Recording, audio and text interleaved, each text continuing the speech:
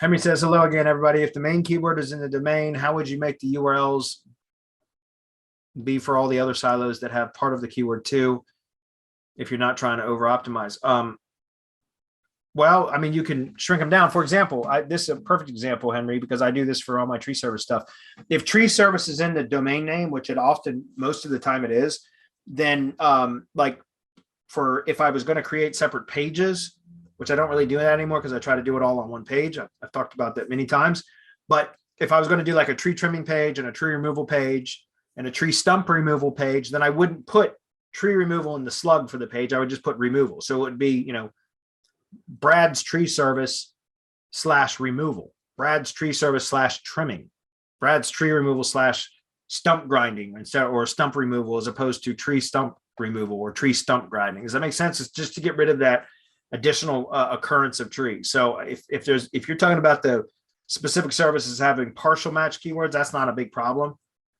It's like having repetitive keywords repeat themselves over and over again between the root domain and the slug for the page or the post, especially if you're using what we call, a physical silo structure, which is the category / post name permalinks, right? And you've got the category as a keyword as well, which you can have the category as a keyword. That's not a problem if you're using post name permalink, because you won't see the category part of the taxonomy in the URL if you're using a virtual silo, which is a post name permalink.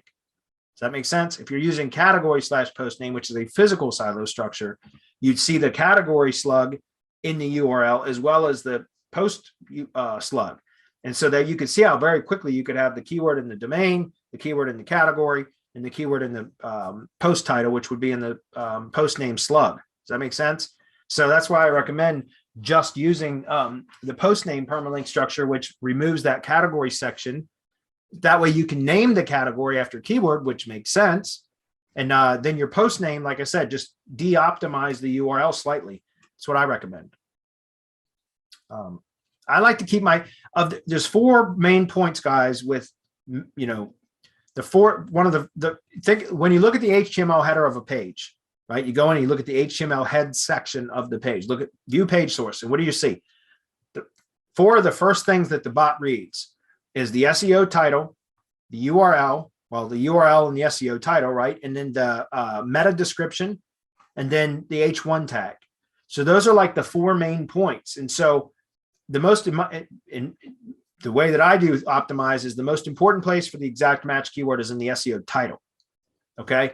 Then in the URL, I like to de-optimize that slightly, right? So it's not super optimized. Then the meta description, I like to use some a variant of the primary keyword.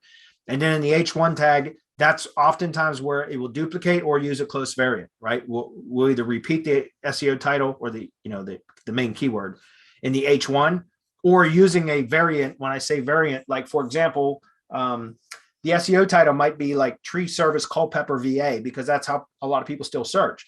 But I would put like looking for a tree service in Culpeper, Virginia as the H1, right? So it has that stop word in as part of the keyword, as opposed to just the keyword alone without the stop word in, for, to, those type of words. Does that make sense? So it's a variant of the primary keyword, but it's not exact match. And that's kind of the way I do it. I like to de-optimize slightly the URL and the meta description so that I have my primary keyword in the SEO title and a close variant of that keyword in the H1 tag. And that way I'm not over optimized. That's I've been building like that for years, and it still works. So